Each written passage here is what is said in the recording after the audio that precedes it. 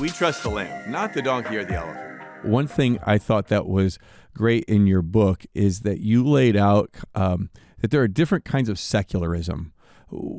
There's a kind of secularism, if I understood it right, that we should be advocating for. And then there's a kind of secularism that's, you say, is militant and that is trying to push faith out of the public square. Can you help us understand those two kinds of secularism and just kind of explain them to us and what we should be shooting for, aiming for? Yeah, I mean, people often say to me in Australia, why are you bringing your religion into the public square? Australia is a secular country. And I say, well, no, Australia is not a secular country. It's a multicultural country with a secular government. And secularity is what enables us to be a very successful multicultural country where we can be religiously diverse. We can be a country of all faiths and none. And secularism actually enables that.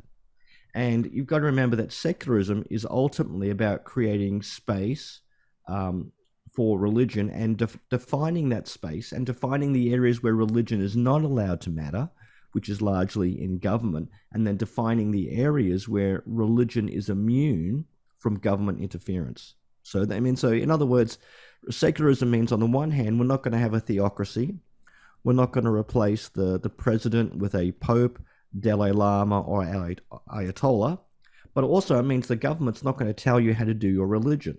I mean, that's why secularism is, at its best, is a good thing. The other thing to note is that there are different types of secularism. The secularism of North Korea is very different to North Dakota. I think we would agree, particularly I think it's got a Republican government up there, so I'm pretty sure it's quite different. The secularism of Canada is different from that of Thailand. Okay, I mean Turkey is a type of secular Islam, one of the few secular Islamic countries in the world, in fact, which is different again to the secularism of France, which is different to the secularism of Britain. I mean, Britain's a very interesting case because you have a state church. The Church of England is the church of England, obviously, and bishops are appointed by the crown, so the king, queen, through the prime minister in consultation with committees, appoints bishops into certain areas. So you effectively have a loosely state-run church. But consider this. You now have a Christian king, you have a Hindu prime minister, you have a Muslim first minister or governor of Scotland, you have an atheist opposition leader at the national level. So despite being a country with a official state church, it's very pluralistic and very participationist. So even that's a type of secularism. And in America, the secularity is very much driven by local circumstances. The secularity of Boston is very different to the secularity of Atlanta, because in America, it's local circumstances that seem to drive it. So you've got to remember that secularism there's different types. It's kind of like, types of sausages or flavors of sausages around the world. There's different ways of doing it. There's bad ways of doing it, and there are good ways of doing it.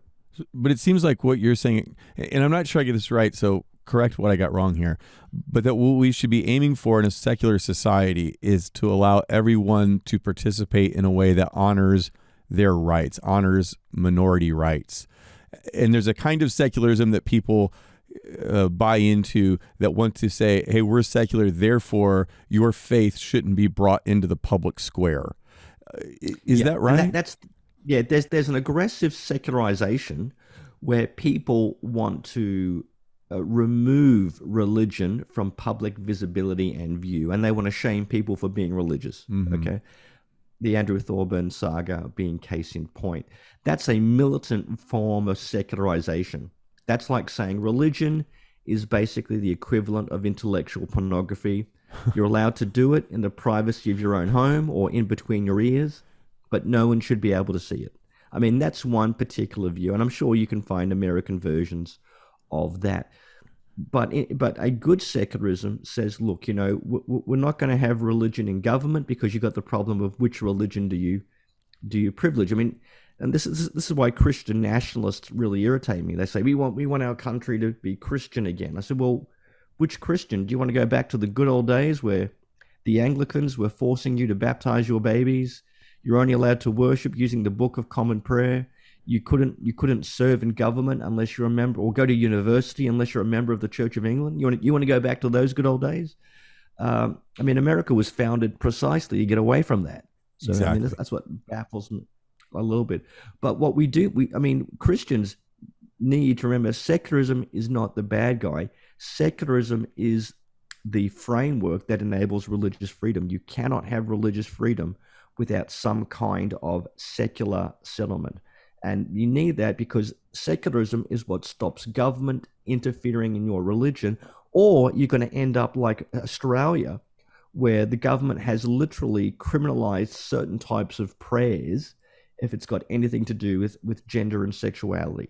Well, so is it right to think of secularism as kind of Christianity's gift to the world? I mean, you mentioned Turkey as being a Islamic secular country, and I guess that's true to a certain extent, but it's been under pressure lately to become more religious, right?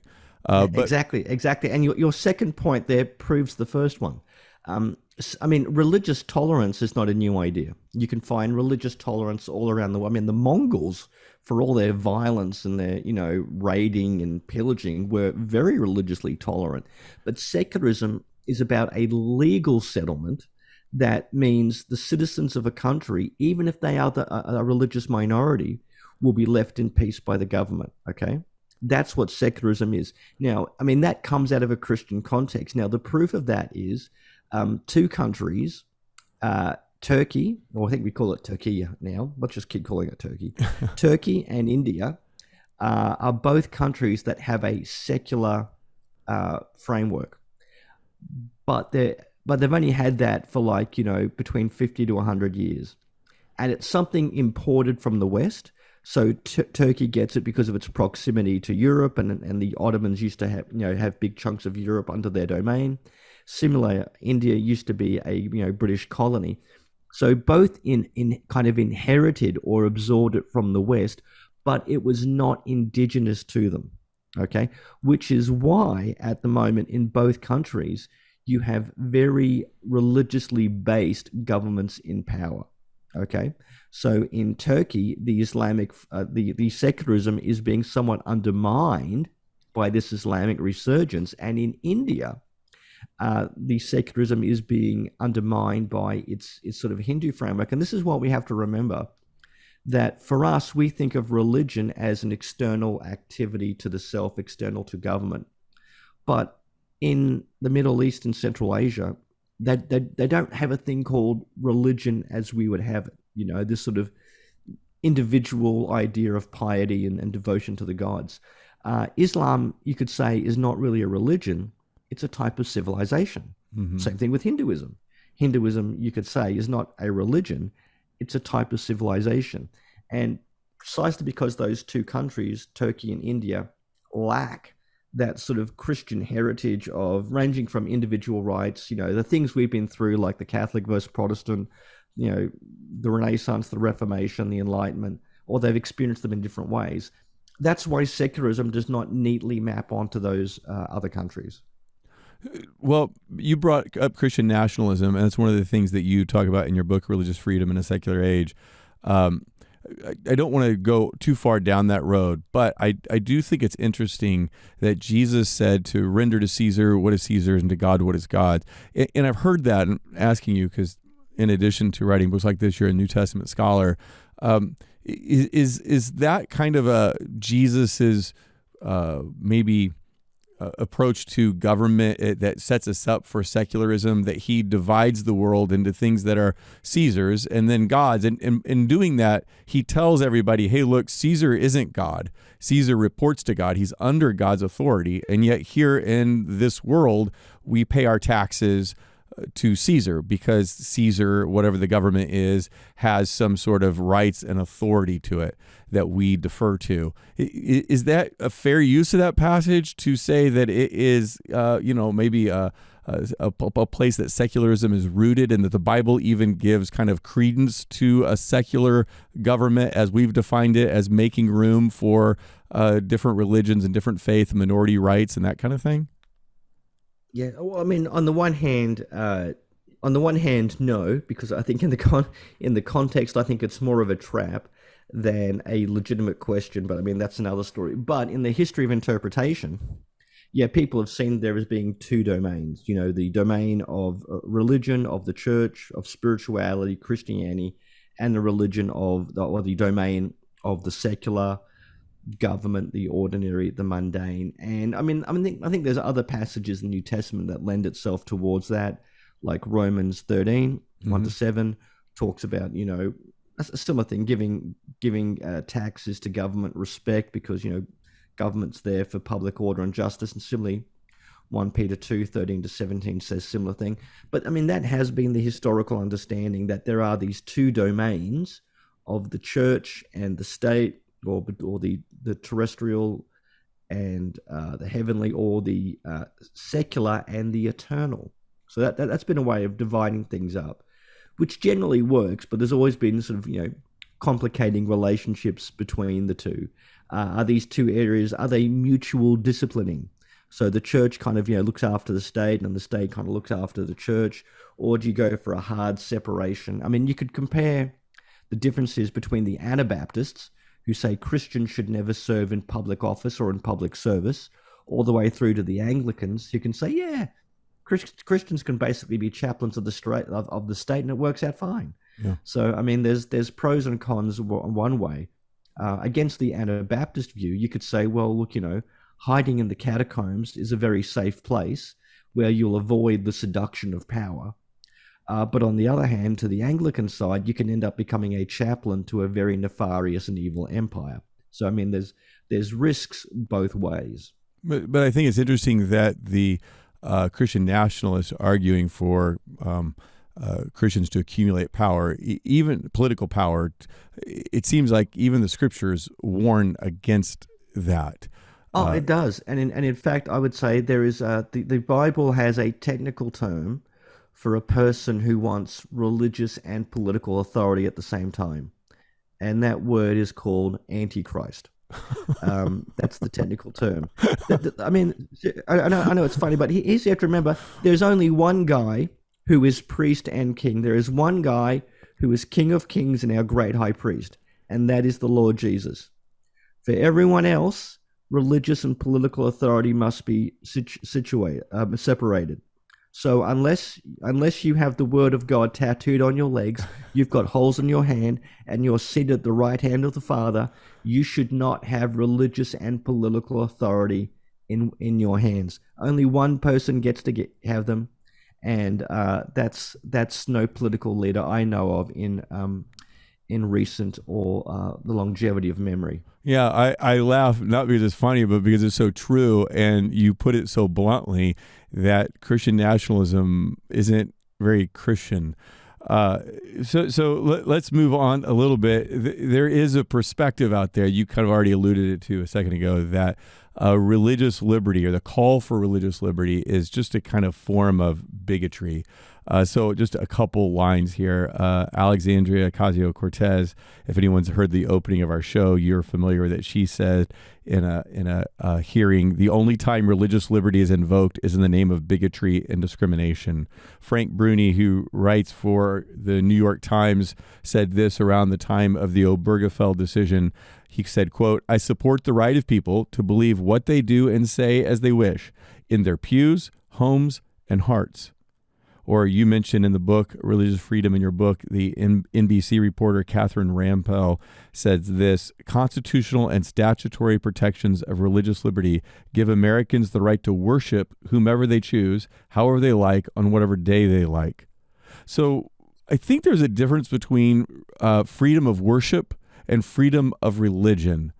Those statements that they made, what concerns you about those statements? Because it seems like that's reducing freedom of religion to something less than what people need and want. Yeah, I mean, it's to reduce religion to an ideation. It's a type of thought or an interior mental life. So religious freedom means in the safety of between your two ears, you can think, pray often, whatever you like. And on Sunday morning behind a pulpit, you can do whatever crazy stuff you want to say or do. But beyond that, everything else is fair game for legal prosecution or litigation. There's two problems here. One, again, as I've been stressing, the big issue is we have not yet reached a settlement between traditional religions, Christianity, Judaism, Islam, and LGBT rights, which, can I say, these are two good things, okay? LGBT people should not be subject to unfair discrimination, but people do have the right to have religious beliefs and practices about family, marriage, and sexuality. What we need are mechanisms for dealing with differences within diversity. We don't have that yet. The second thing that is concerning is these very narrow definitions of religious freedom as merely religious worship or, mere belief. And we know that doesn't work because religion is not something I do for an hour a week. Religion is not something I give my assent to. Religion is a way of life, okay? So Christianity affects the way I do my taxes, the way I treat my neighbors, the type of father or husband I aspire to be, the things I fear, the things I'm willing to stand for and fight for, and the like. And what we need to, I think, point to is that if you look at international standards of religious freedom, they give a far more expansive definition. And I would point your audience to a document called the International Covenant on Civil and Political Rights, Article 18, which gives a very extensive list and elaboration of what religious freedom is. And it includes things like religious freedom in education, to raise your children up with the religious values and mores as you so like. It means the freedom to practice religion in community with others, okay? Which entails you can have a particular community with a particular system of values. What some people are now proposing is effectively the government regulation of religion to force people to change their religion to adhere with more progressive views on sexuality and family. Now, you can only do that by running roughshod over religious freedom and by compromising the secularity of government. Because for secularism to work, the government must not only be neutral in religion, it must consider itself incompetent to adjudicate in matters of religion. And I think that is the problem we're going to be facing, where progressive governments will want to start regulating more and more of religion. It's interesting that the Christian nationalist and the progressive, the hyper-progressive, almost come back to having something in common, in that they want power, the things you said belong only to Jesus, political and religious power. So, well, authoritarians of the left and right have something in common. They want to tell other people how to live their lives, and they don't like it when they don't. Hey, I'm Keith. Thanks for watching the video. If you're interested in ending tribalism like we are, we have a podcast and a book. Both are called Truth Over Tribe. You can listen to the podcast on Apple or Spotify, and you can get the book off Amazon. I hope you'll check them out.